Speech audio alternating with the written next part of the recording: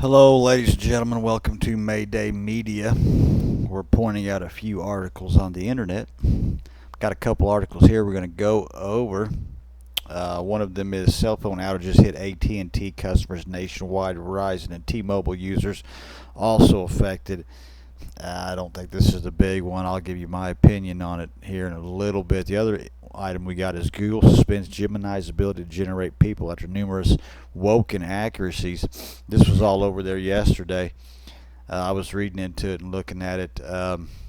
Apparently it would chew you out for wanting to see a white person, but everybody else it told you it was okay. Now you might think, oh, no big deal, but when you've got George Washington as a black guy, kings and queens, I mean, it's just absolutely ridiculous. Um, we're not if this is how bad AI is already. Maybe we need to have a big ethics committee on AI and what you can and can't do and stuff. I don't know, but anyway, we're gonna get through these articles. Get down to the bottom of this. Until then, smash the like button, subscribe to the channel. Let's get this out to the people. They're going to need to know stuff. I have a super duper brain. My frontal lobes are highly active. And you might learn something from me, then again, you might not. Tens of thousands of AT&T customers have been reporting outages this morning from their phone, internet, and mobile phone services, according to Downdetector. The outages started popping up just before 3:30 a.m. Eastern Time, according to a graph shown on the website that tracks outages. Most users, 54%, say they are having issues with their mobile phone services. More than a third of customers report being affected had no signal at all, and 8% of the users say their mobile internet is down. Should get a stimulus check for this, one man wrote on the website. I lost my cell service at 5:56 middle of the work. When I lost it, another commented, some of our customers are experiencing wireless service interruptions this morning. We are working urgently to restore the services. We encourage the use of Wi-Fi calling until service is restored. More than 74,000 AT&T users reported outages. Most reported locations of customers impacted are in the south and southeast U.S. Downdetector also showed a spike in reported T-Mobile outages at 4 a.m. Eastern. AT&Mobile spokesperson Fox Business, they did not experience an outage as their network is operating normally. Downdetector is likely reflecting challenges our customers were having attempting to connect to users on other networks. Yeah, okay. Verizon's network is operating normally. A statement from Verizon and Fox Business said some customers experienced issues this morning when calling or texting with customers served by another carrier. We are continuing to monitor this situation. So it looks to be AT&T. Verizon saying it's when you're trying to hook up to another person using a different carrier, and that would make sense. Hopefully it's just that one, and it's nothing major. Here's the map of it. I mean, it's not really covering much else. Dallas, Houston, I believe that'd be Kansas City, a little bit of Los Angeles, that's probably Georgia, I'm guessing. I can't really see much there. Is that maybe?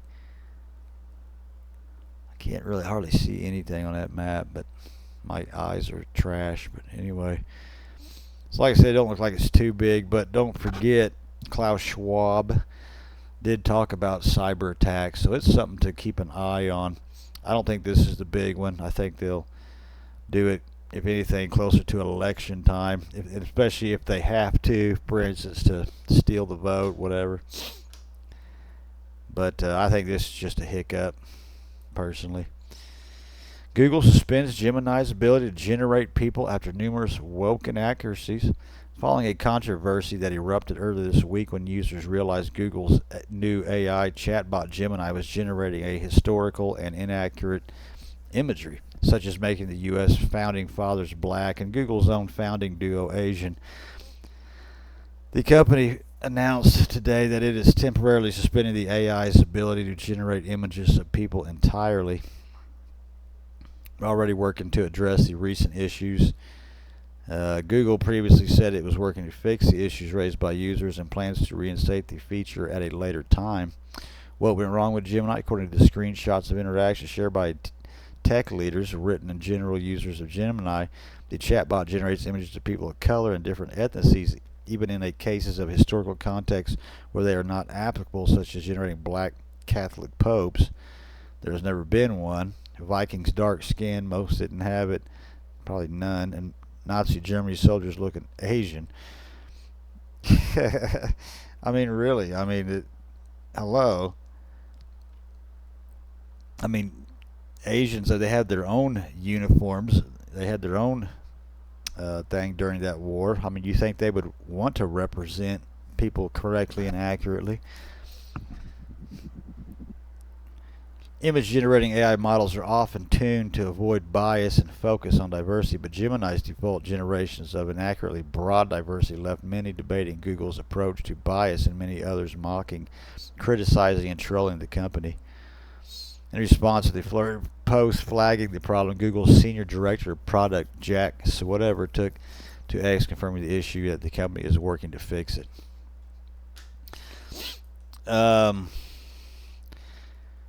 Here's the one you want. That'd be the Gab AI image generator. I've never used it, but I was watching somebody else use it. Gab is a social media. It's ran by this dude that's all about freedom of speech. I don't know how to use this one. I do know how to use Gemini and ChatGPT. Sora, I'm not allowed to use it yet, but it will be cool when we're able to use it. You can make little short stories, just all kinds of little cool stuff. I guess until next time, I'll just have to say toodaloo, like and subscribe.